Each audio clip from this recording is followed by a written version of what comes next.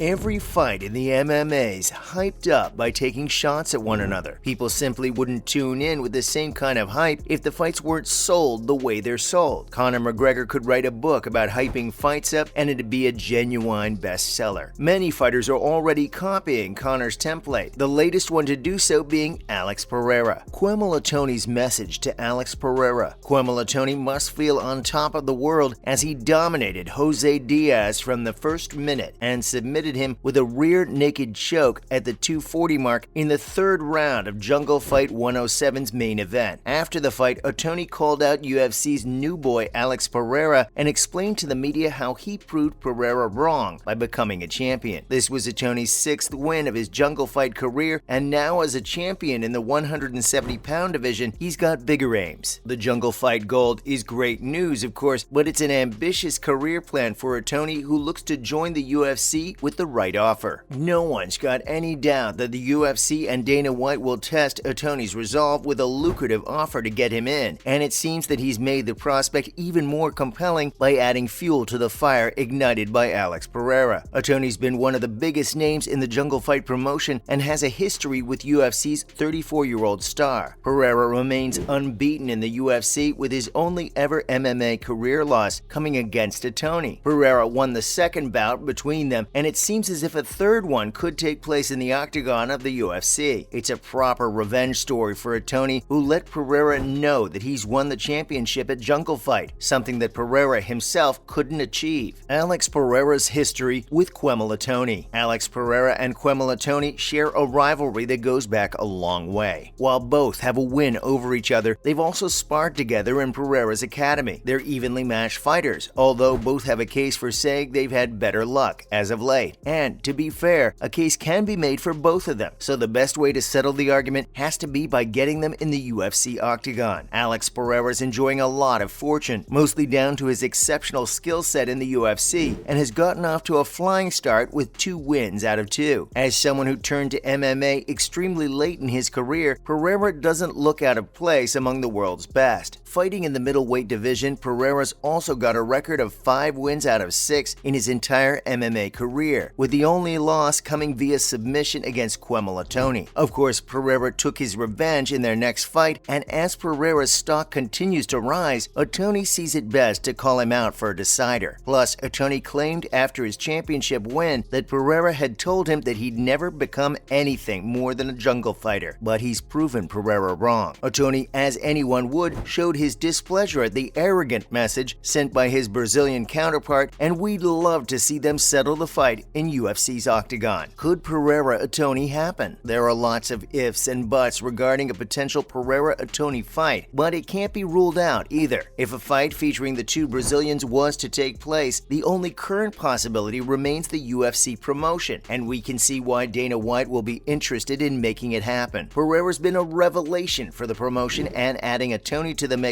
might just take Pereira's legacy to another level. A loss for Pereira could mean that Ottoni announces himself to the UFC fans, and he's only 29, so it could be a fantastic option for them. Plus, there isn't any kind of reluctance on Ottoni's part. He's shown his desire to get in the ring against Pereira, and even though he just won a gold medal in the Jungle Fight Welterweight division, Ottoni's ready to take it up a notch and gain weight to compete in the middleweight division if necessary. He really wants it, and the sticking point will only be the agreement on a contract. At the moment, however, Pereira's eyes are set on another challenge, and he wouldn't be paying much attention to Ottoni's comments. Sean Strickland is expected to be Pereira's next opponent in the upcoming UFC 276, changed from UFC 277. He's one of the best fighters in the division, ranked at number 4, and is on a winning streak of 6 wins. Compared to Strickland, Pereira's record isn't as grand, but as long as he's unbeaten in the UFC promotion, he'll feel like he can extend his streak. Other related news: mixed reaction on Namajunas' loss to Esparza. Rose Namajunas was defending her strawweight title against Carla Esparza, and after a disappointing performance, she lost the fight via decision. The fight itself was a snooze fest from the first minute until the very last second of the 5th round, with little to no action. As expected, there was a lot of mixed reaction from the fans and analysts regarding the fight, but the general consensus was regarding the poor show put on by the two fighters, in particular Namajunas. Even Dana White couldn't save the fight and was brutally honest, calling it weird. third, and explaining how he'd zoned out during the middle and couldn't understand what had happened. It made little sense to see two of the very best fighters just give each other respect and not go for it. What made it worse was that even Namajunas' coach was visibly frustrated with her defensive decision rather than taking the fight to Esparza. Namajunas, on the other hand, and her other coach and partner were disappointed too, but for a different reason. They clearly believed that she'd done enough to get a win in the 5 rounds, but the experts saw it differently and awarded the win to Esparza, who became the strawweight champion for a second time. She's also set to get married 1 week after her title win, and it seems to be a great month for the Esparza household. UFC London card gets bigger. The success of March 19th in London was so huge for the UFC that Dana White has already finalized the return of his promotion to the British capital on the 23rd of July. White went an extra step in praising the March 19th night by saying that it was the greatest fight night event in history, and it's not surprising that they're already back for more. Fans were the major reason behind its success, and featuring 2 Liverpudlians in the card was a masterstroke, and of course, it helps when both of them deliver superb performances. For the 23rd of July, Tom Aspinall has been penciled in for a return to action against the explosive heavyweight Curtis Blades. Darren Till is also returning alongside teammate and superstar Khamzat Chimaev. Paul Craig is expected to take on Volkan Ozdemir, and Mohamed Mokaev will also be in action against Charles Johnson. 7 fights have already been confirmed, and 5 more are expected to be added, with Victoria Leonardo facing Mandy Bom as well. There's also growing hope that Paddy Pimblett will join fellow Liverpudlian Molly McCann in action, but there hasn't been any confirmation about it so far. Of course, Paddy the Baddy will have to lose weight and nurse his knee injury to have any chance of a comeback, but Molly McCann is confirmed to be featuring against Hannah Goldie. Volkanovski versus Holloway, number 3. Usually, if you lose both fights against the same opponent, there's a good chance you don't get the third shot at a fight. Luckily for Holloway, Volkanovski still feels he's got something to prove to the doubters, and that's why he's afforded a third chance to Holloway in a long-awaited trilogy fight. It's been confirmed by Ariel Helwani, the MMA reporter, and the bout is set to take place either in UFC 276 or UFC 277. The duo was set to face each other in March, but Holloway pulled out due to an injury. Volkanovski, on the other hand, ended up facing the Korean Zombie and won dominantly, but was skeptical of Holloway backing out of the fight in the first place. This has made the prospect of the fight a lot more interesting, even though the Australian champion has signaled an interest in moving up the weight ladder and contesting in the lightweight division. He admitted recently that he'll be keeping a close eye on the Oliveira-Gaethje bout as he considers them as potential rivals. It seems that Volkanovski has big ambitions, but at the same time wants to silence his doubters once and for all by defeating Holloway. He also revealed that he's interested in getting a few fights this year, rather than waiting for the right opportunity, which can delay proceedings. It seems if Holloway backs out of a fight in UFC 276 or 277, then he might not get a chance to face Volkanovski again. That's a wrap for this video. Do you think Alex Pereira can defeat Quemuel Ottoni if they were to fight in the UFC? Let us know in the comments below. Make sure to give this video a thumbs up and subscribe to our channel for more videos like this. See you in the next one.